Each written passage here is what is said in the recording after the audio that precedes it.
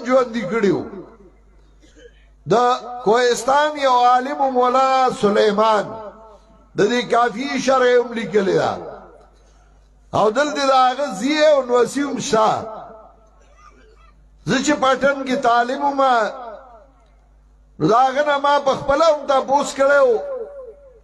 او شیخ القرآن د هغه واقعه په خپل کتاب بقیت الاثار کې هم لیکلی دا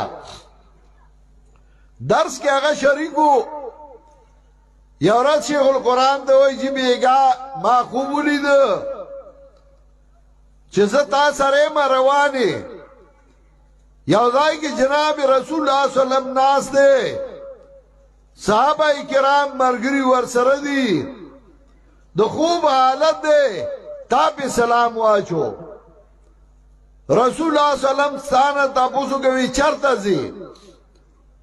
تا ورته وی زما ستا سنت باندې خلکو خبرې اړولې ستا سنت ژوندي کوما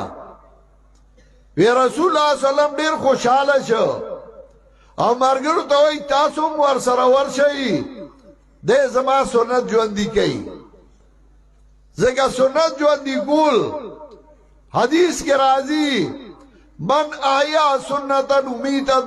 بعدی فلهو اجر 100 شهید